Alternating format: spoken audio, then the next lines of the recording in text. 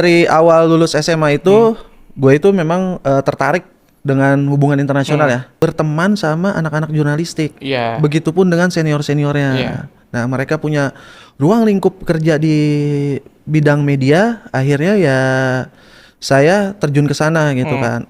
Sebenarnya gue nih ada pendukung salah satu klub ya kan, di Indonesia kayak gitu kan. Nah, gue malah kritik klub yang gue dukung gitu kan. Mas Tengku sempat bilang bahwa nggak suka sepak bola Indonesia karena intrik politik itu bla bla. Jadi media partnernya PSSI. Iya.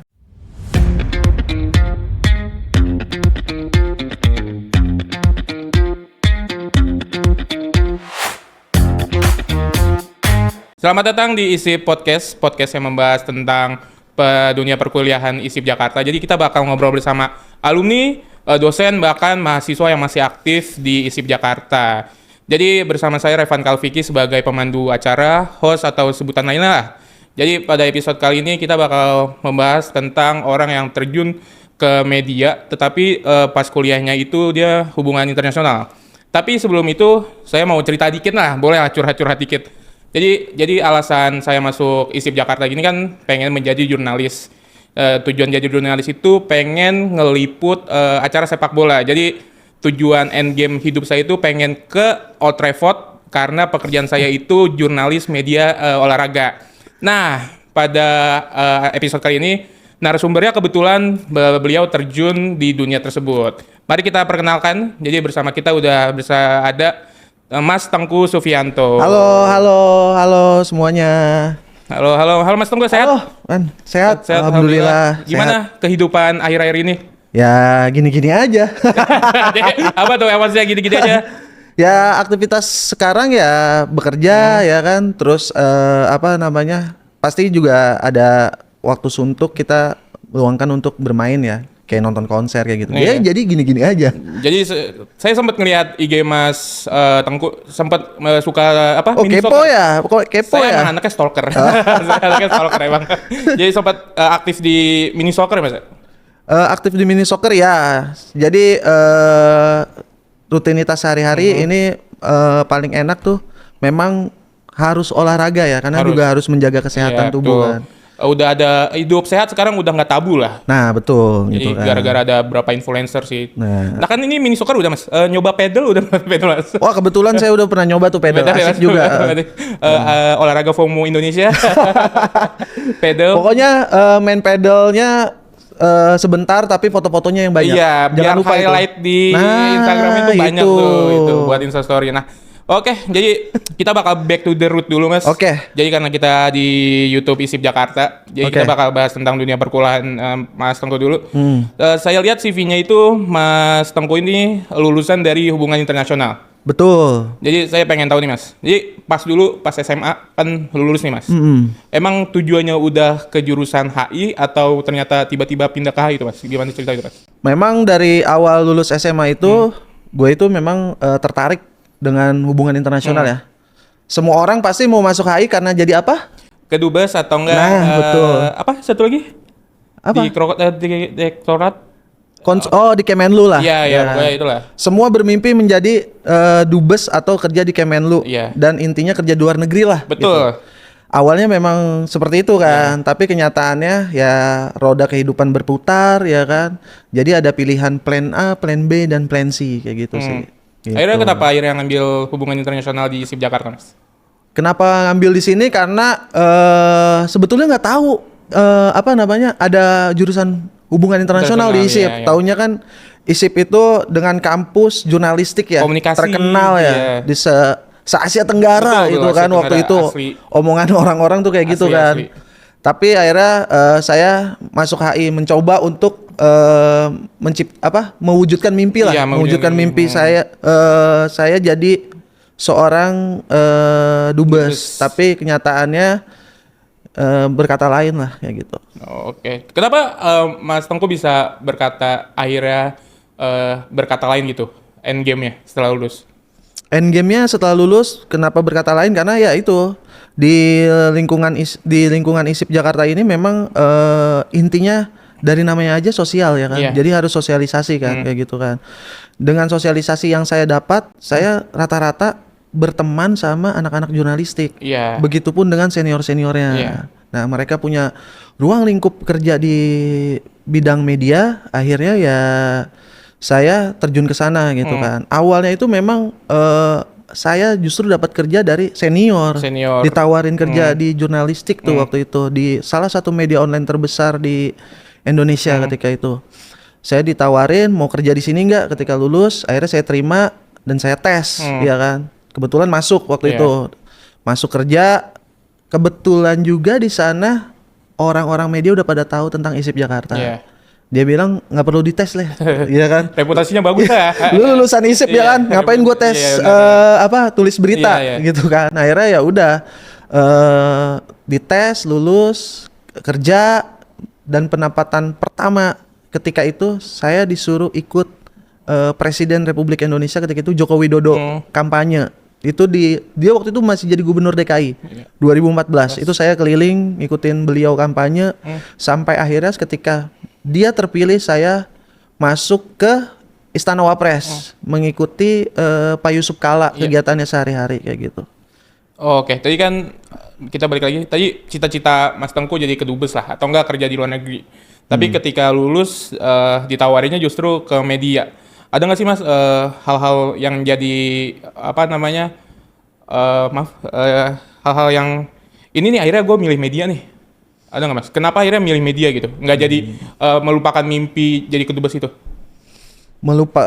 Ketika itu ya asik juga sih kerja jadi media ya kan. Kita bisa ketemu orang-orang berpengaruh di negeri ini gitu kan. Kita menjaga relasi kayak gitu kan. Ya ketika itu ya dipikir-pikir memang jalan hidupnya seperti ini gitu kan, dan terjun ke media lama-kelamaan skill terasah kayak gitu ya kan. Setelah di kantor berita di media online saat itu kebetulan gue pindah nih ya kan ke salah satu media terbesar olahraga di Indonesia, bola.com waktu itu. Sebelumnya gue di suara.com ya kan. Ketika di bola.com akhirnya terjun ke olahraga dan di situ passion gue tuh waktu itu karena gue suka banget olahraga, terutama sepak bola. Gue ngikutin sepak bola memang dari kecil ya kan, wawasan bola kayak gitu kan. Tapi waktu itu kagetnya gue tuh di bola.com ditaruh di sepak bola Indonesia yang justru gue saat itu benci sepak bola Indonesia karena banyak intrik politiknya ya kan. Nah, tapi gue dikonsenin ke sana ya udah. Akhirnya gue di sana seru juga nih ya kan ngupas sepak bola Indonesia. Kenapa sepak bola Indonesia tuh nggak maju-maju atau majunya stagnan kayak gitu. Akhirnya ya udah gue lebih tertarik kayaknya gue harus berubah haluan nih dari tadinya gue pengen jadi dubes akhirnya jadi sport antusias terutama di bidang sepak bola nasional kayak gitu. Ada isu-isu terkait atau pertandingan gitu langsung terjun ke sana? Yes, jadi jurnalis waktu itu. Selain jadi jurnalis, saya lihat di CV tuh Mas Tengku banyak banget kayak ikut event-event sepak bola kayak di FIFA waktu itu.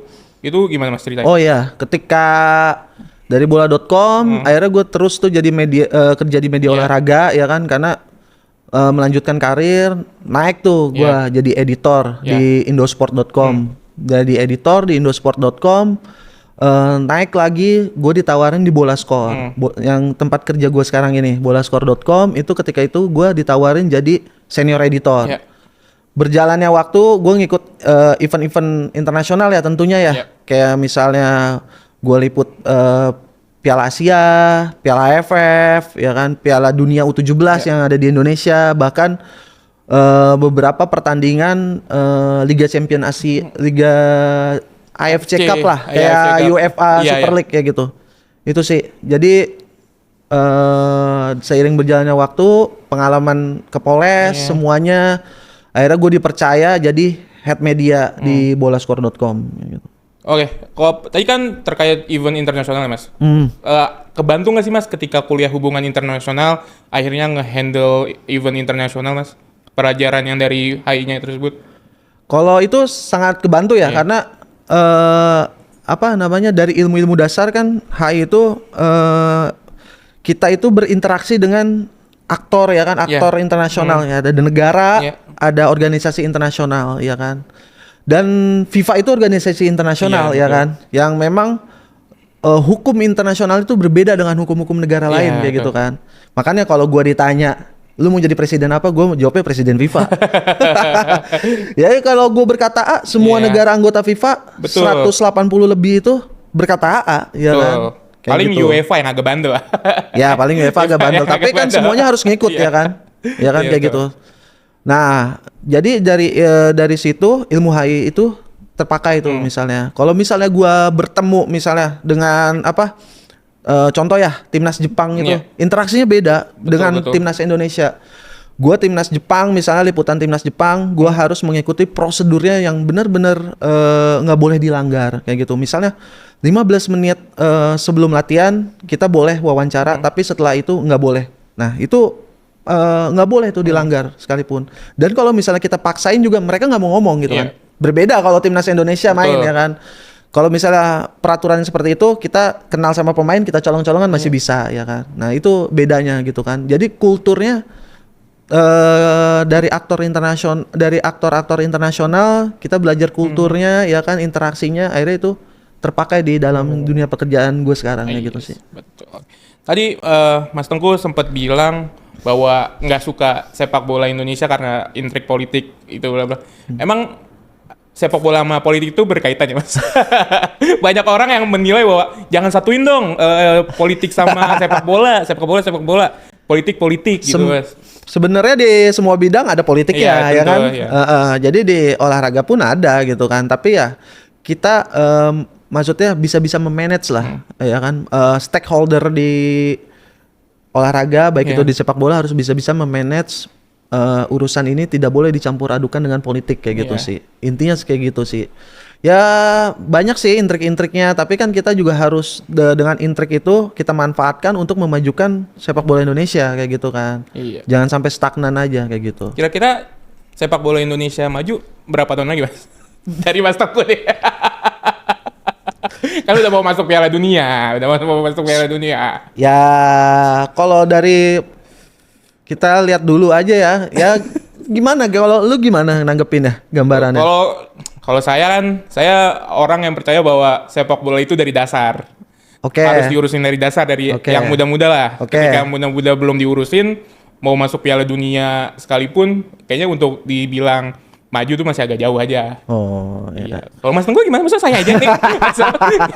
Kalau misalnya dari roadmap-nya kan memang PSSI itu menargetkan 2034 lah ya. Itu masuk Piala Dunia. Bukan sih? Hah? Milanesia bukan?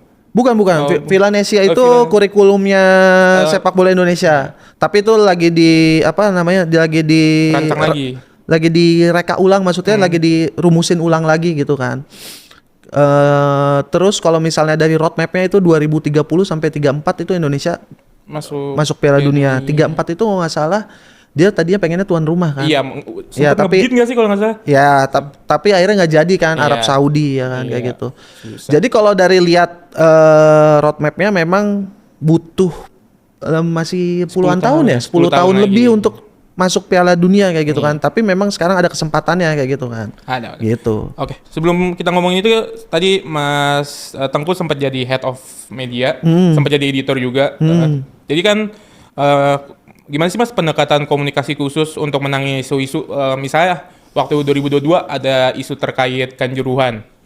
Itu gimana sih Mas sebagai editor dan head of media menangani isu krisis atau bukan negatif sih, sensitif kayak gitu, gimana sih Mas cara ngadepinnya? Waktu itu kebetulan kantor gue itu jadi media partnernya PSSI. Iya. Ketika tragedi Kanjuruhan terjadi, otomatis gua harus memframing berita PSSI ini bagus lah, maksudnya tidak ada berkaitannya dengan Kanjuruhan waktu itu. Maksudnya ya membela lah dalam tanda kutip kayak gitu ya kan.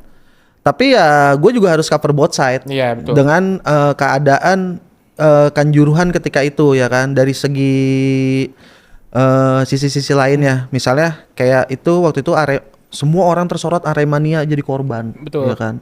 Supporter ya kan jadi korban. Tapi ada satu hal yang jarang diliput oleh media, yaitu Persebaya.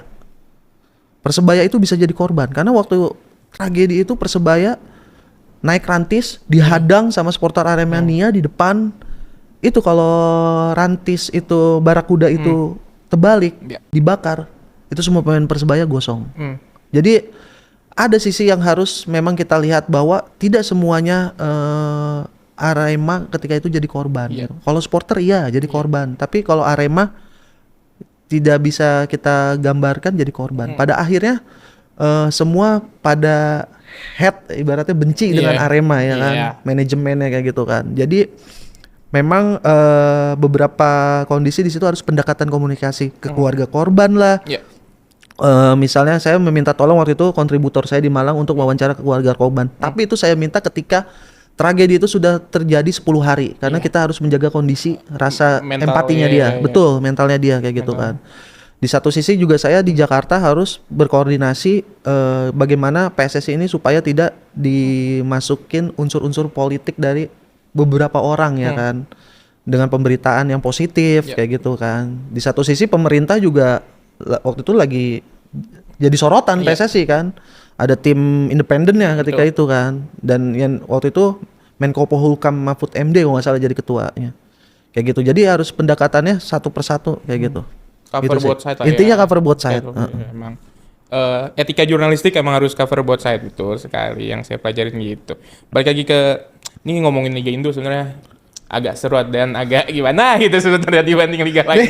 Nih gue di sini sebagai alumni atau pengamat sepak bola. Pengamat sepak bola dan alumni sekaligus karena ya ngomongin sepak bola Indo kan udah mulai ya. Apa sih namanya sekarang? Super League. Indonesia Super League. Super League Indonesia. Super League Indonesia SLI. Ada penambahan terkait jumlah pemain asing yang tadinya berapa sih musim lalu kalau nggak salah 5. Kalau nggak salah 5 jadi 11 sekarang. Menurut Mas Tangku gimana nih Mas? 11 regulasi 11 pemain asing. Ya walaupun di lapangannya yang boleh cuman 8, tapi kan akhirnya menyempitkan peluang pemain asli Indonesia untuk bermain. Sebenarnya tahun musim lalu tuh 8. 8 tapi yang boleh main 5 kalau nggak salah. Ya, boleh main turun 5 kok. iya. Terus musim ini itu sebenarnya jadinya bukan 11. Yang sempat Pak Erick Thohir akhirnya ngomong batalin bukan? Ya, akhirnya dibatalin jadinya 9 kalau nggak salah. 9 terus apa namanya? Akhirnya naik lagi jadi 11, terus 8 boleh bermain Iya, betul. secara langsung ya kan. Tapi di situ disisipkan satu pemain Main U23 iya. bermain 45 menit Iya. kayak gitu kan. Sebenarnya kalau misalnya dari segi pandang kita meningkatkan kualitas liga itu memang hal-hal yang wajar gitu kan dengan ada pemain asing kayak gitu kan. Sekarang kalau misalnya kita berkaca ke Liga Thailand yang bersaing di level-level Asia kayak gitu kan. Thailand ini nomor 3 liga terbaik se-Asia. Jadi mereka itu memanfaatkan pemain asing untuk berburu prestasi di Asia kayak gitu. Supaya apa? Ketika dia berprestasi di Asia, kompetisinya akan maju. Kayak gitu. Jadi itu hal-hal yang wajar. Tapi menyikapinya pemain lokal jangan underestimate atau putus asa kayak gitu. Mereka harus benar-benar bersaing gitu kan. Jadi tunjukin kemampuannya kalau memang mereka jadi pilihan utama pelatih kayak gitu sih. Tapi kan kalau ngomongin di kancah Asia, yang main di Asia itu kalau nggak salah cuman 4 teratas atau 2 teratas musim lalu yang berarti Dewa dan Persib sama Dewa. Iya, itu mereka wajar lah punya 11 pemain asing karena main di 2 kompetisi. Kan kalau yang 16 lainnya kan hanya main di Super League aja nih. Menurut Mas Tengku, kita butuh nggak sih Mas kompetisi atau cup lah di luar SLI ini? Karena di Inggris saja ada 3. Piala Indonesia maksudnya? Ya, Piala Indonesia. Karena di Inggris saja ada 3. Jadi kan mungkin di kompetisi itu jadi ajang untuk pemain muda atau pemain asli Indonesia untuk berkiprah gitu. Kalau Piala Indonesia sih butuh ya, karena itu Piala Indonesia itu levelnya dari strata paling atas sampai strata paling bawah, ya kan. Jadi semua pemain itu punya kesempatan untuk bermain gitu kan. Misalnya kalau level klub Super League bertemu dengan level Liga 4, seharusnya itu pemain-pemain lokalnya yang dimainin ya kan. Pemain lapis kedua, pemain mudanya, jadi mereka punya jam terbang. Itu sangat dibutuhkan sih sama pemain lokal kayak gitu. Iya sih. Saya rasa juga butuh sih kompetisi lain selain bisa ngedapetin penonton, jadi ajang pemain muda juga karena ada punya kesempatan 8 pemain asing dimainin, menurut saya semua klub bakal ngegunain kesempatan itu. Iya, Karena pasti. Pemain asing dinilai di Indonesia tuh masih kayak lebih powerful dibanding Ya. pemain lokal. Ya walaupun Rizky Ridho lebih bagus dari back berapa. Iya, betul. Tapi efek dari 8 ini saya lihat kemarin di match 1 rata-rata pencetak gol tuh ternyata yang saya lihat pemain asing. Kalau pemain Betul. lokalnya kalau nggak salah cuma Rizky Ridho sama Febri. Ya, betul. Apakah ini bagus nggak sih Mas secara dampaknya sih? Sebenarnya ini kan baru pekan pertama ya. Iya. Jadi belum kelihatan dampaknya Iya. nanti baru kelihatan tuh di tengah-tengah pekan atau mau masuk putaran kedua. Iya. Dan itu kalau dari penglihatan yang sekarang ya masih fine-fine aja sih. So-so lah ibaratnya kayak gitu kan. Kayak Persija kan kemarin 2 pemain asingnya unjuk gigi kan. Iya. Alanos dan Maxwell. Maxwell. Nah, hanya Rizky Ridho yang Iya. golin ya kan. Dan di Persib Febri akhirnya setelah sekian lama cedera bisa mencetak Kaget gol tuh, lagi ya kan. banyak yang kaget dia golin. Iya. Banyak yang kaget dia golin. Nah, jadi ya mereka memang ingin membuktikan diri gitu kan bahwa mereka masih layak di tim utama dengan di klubnya masing-masing. Kalau Rizky Ridho sebenarnya nggak usah membuktikan diri, memang layak dia jadi kapten. Bahkan saya salah satu orang yang mendukung kalau nantinya Rizky Ridho itu harus abort. Saya juga minimal Thailand lah. Ya minimal Thailand. Thailand, Jangan nggak ya. usah jauh-jauh ke Eropa dulu Iya, lah. Thailand ya atau kan? nggak Jepang lah. Ya, Ya. kayak gitu. Nah Mas, kalau kan kesan 11 pemain asing ini kan kesannya negatif ya Mas bagi masyarakat. Sebagai head of media Mas ngebawain berita ini gimana sih Mas? Apakah membuka opini-opini yang terkait enggak kok ini nggak buruk atau gimana Mas? Kita sih membuka opini ya, ada yang memang kita kupas nih, maksudnya kegunaannya apa gitu. Kalau misalnya di Persib sama Dewa itu it's okay, mereka berkompetisi di Asia ya kan. Jadi memang mereka membawa nama Indonesia, memperbaiki kompetisi Indonesia. Mereka membutuhkan kekuatan yang powerful yang lebih daripada tim-tim yang lain ya kan.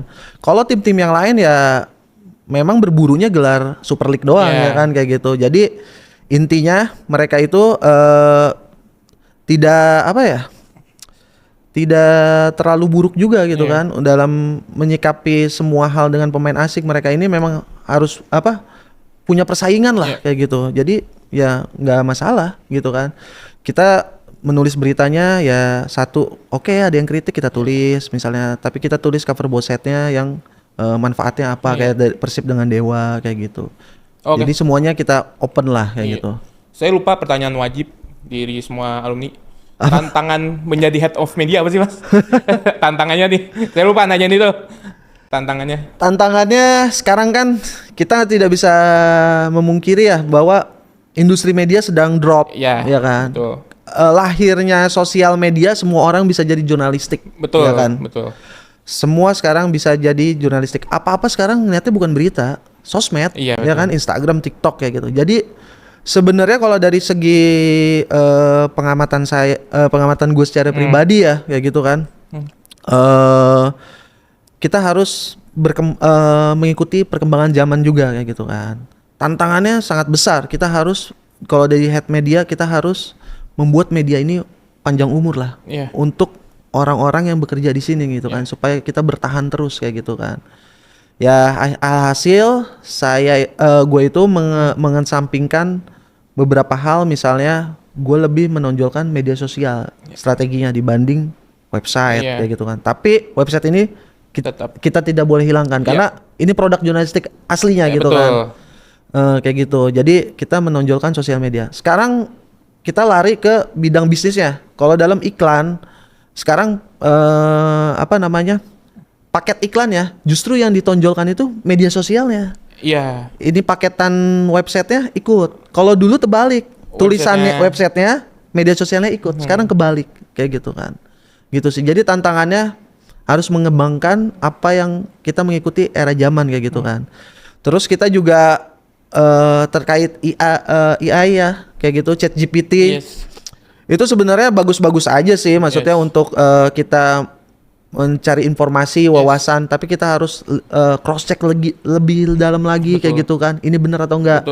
Tapi jangan sampai itu menjadi bahan copy paste untuk berita kita. Karena yang saya tahu Google itu punya mesin yang bisa membaca itu. Dan itu misalnya contoh Kalau di media online, page view itu kan berapa orang melihat kan Iya. page view Iya. dalam satu berita kita. Iya. Kalau misalnya orang itu melihat page view kita 30.000 dengan tulisan asli kita, Iya. itu bakal mendulang lagi. Iya, iya. Contoh misalnya tulisan soal timnas Indonesia, misalnya melawan Arab Saudi. Yes. Ketika nanti ketemu lagi timnas Indonesia lawan Arab Saudi, itu bakal terus berjalan tuh Iya, iya. SEO-nya. SEO-nya. Ya, search engine optimalisasi Iya. bakal berjalan di Google. Tapi kalau kita menggunakan ChatGPT, AI, itu nggak bakal berjalan, stagnan di Oh, situ. stagnan. Karena Google punya mesinnya, kayak gitu. Walaupun ngutip dari website tersebut nggak jalan Mas tetap. Maksudnya? ChatGPT-nya ngutip dari website kan ChatGPT gitu tuh. Ngutip dari Iya, kalau misalnya kita ChatGPT nih, misalnya, tolong dong cariin profilnya Cristiano Ronaldo, Iya. muncul. Terus kita copy paste, itu kena. Oh, Kalau ya. kita tulis ulang lagi enggak, Oh, gitu. Oke, siap. Nanti kan fokusnya ke media sosial Mas. Pernah nggak sih Mas ada pengalaman kan fans sepak bola ini atau fans olahraga kan agak fanatik ya Mas ya? Pernah diserang nggak sih Mas? Dari karena membawa berita apa gitu? Waktu itu pernah sih gua diserang waktu itu karena gua mengkritik. Sebenarnya gua nih ada pendukung salah satu klub ya Iya. di Indonesia kayak gitu kan. Nah, gua malah kritik klub yang gua Iya, dukung iya. gitu kan. Akhirnya ya diserang sama supporter ya kayak gitu.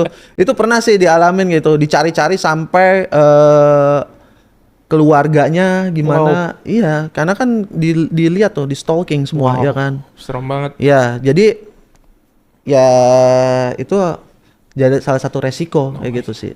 Karena pendukung sepak bola Indonesia ini fanatik-fanatik, apalagi klub-klub Daerah. perserikatan ya, Iya, lawas iya, ya. daerah Kayak sih gitu. agak serem sih. Heeh. Susah nggak sih Mas? Saya kan belum terjun ke dunia jurnalis. Tapi pasti kan Mas Tengku punya klub sepak bola kesukaan sendiri lah. Tapi ketika harus jadi netral, memberitakan klub sepak bola yang jadi rival gitu, ada kesulitan sendiri nggak Mas? Kesulitan sih enggak ya. Iya. Kayak misalnya yang tadi balik lagi ke pertanyaan sebelumnya. Iya. Waktu itu gua tuh ngeritik ada sebuah insiden ya di pertandingan, supporter berulah. Iya. Gue kritik tuh ya kan. Gue tulis ya kan. Nah, diserang tuh kayak gitu ya kan. Padahal itu klub favorit gua Iya. gitu kan. Ya itu jadi nggak ada susahnya sih karena kita juga bekerja independen kan, jurnalis Iya sih. harus independen kayak gitu kan. Semua harus kita bicarakan sesuai fakta yang di lapangan Iya kayak betul gitu. sih. Tapi ketika saya fans MU ngeberitain Liverpool juara terus kan agak sakit gitu Mas. Agak sakit gitu ya, agak Fans yang paling saya kasihan yang paling gua kasihan di dunia ini MU sih sekarang. Tapi kita masih bisa Sedih. kita masih bisa sombong bakal tsunami trofi kok. Masukin 3 pemain baru. Tapi mau pindah klub lagi nggak? Enggak, saya cukup. Oh. Enggak, saya bukan karbitan. Saya setia.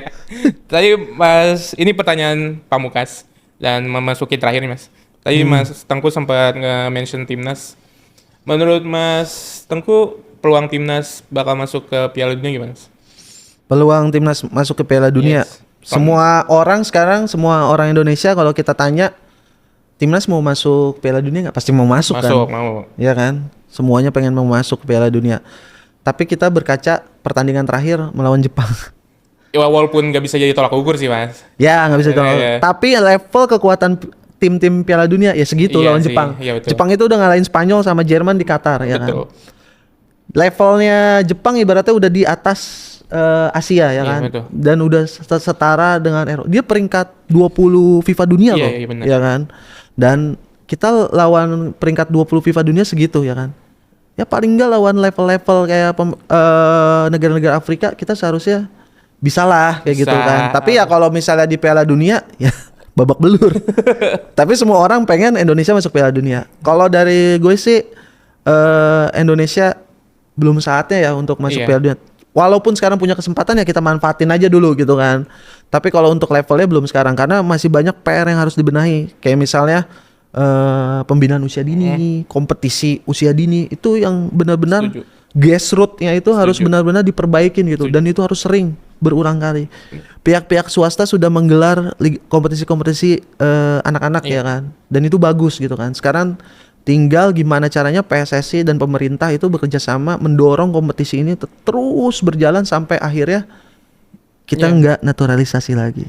Betul, walaupun kabar ada nanti round 4 ada 2 pemain masuk. Yes. Gantiin oleh. karena ya kompetisi itu harus ada sih Mas. Jadi terus ngejaga dari usia dini ke profesional itu juga harus dijaga tuh, biar nggak kayak U19 waktu itu yang prestasinya lumayan. Evan Dimas. Indra Safri ya, Iya, Evan Dimas ya. Itu kan jago banget tuh, tapi ternyata nggak bisa survive ketika Kebanyakan tur. Iya, kebanyakan tur Nusantara ternyata mereka. Jadi nggak bisa survive. Nah, pertanyaan terakhir nih, Mas. Boleh dong Mas tipsnya buat anak-anak HI atau enggak anak-anak ISIP Jakarta, sahabat ISIP buat yang mau terjun ke media langsung? Ilmu sosial dan ilmu politik ISIP ya kan, institut ya kan. Ya sosialisasi gitu kan. Karena kita kedepannya di dunia kerja nggak terpaku dengan satu jurusan gitu kan. Ya contoh dari gue nih ya kan, sekarang di jurnalistik gue udah mulai merambah, udah bisa merambah ke bidang humas ya kan. Beberapa kali gue megang event internasional, salah satunya UCI itu World Bike-nya sepeda gunung di Palangkaraya, dan gue juga salah satu masuk tim publikasi komunikasinya Gubernur Kalteng kayak gitu. Jadi memang harus ini kita menggali potensi kita gitu kan, nggak terpaku dengan gue mau jadi dubes nih ya kan, kayak gitu kan. Ya apapun dengan adanya pengalaman kita harus gali terus gitu kan. Ya sampai mungkin jalan dubesnya nggak langsung, bisa berputar-putar dulu sih. Nanti baru bisa kerja di luar negeri ya kan, kayak gitu. Kayak gitu sih, jadi harus sosialisasi, gali potensi diri gitu kan. Karena jujur aja awal gua kerja tadi lahirnya dari tongkrongan. Iya betul. Jadi banyak-banyak kan bersosialisasi ya teman-teman. Oke, terima kasih Mas Tengku sudah hadir di Isi Podcast, sudah berbagi pengalaman, pendapat dan opini Mas. Oke, thank you ya. Terima kasih Mas. Oke, lanjut sahabat. Terus ya. Sukses terus Mas. Oke, siap. Oke, sekian sahabat ISIP untuk episode kali ini. Jangan lupa untuk follow semua sosial media ISIP Jakarta. Di Instagram ada di isip.jakarta, di TikTok ada isip.jakarta, dan jangan lupa subscribe, like, dan komen video ini. Oke, sahabat ISIP. Dah. Ciao.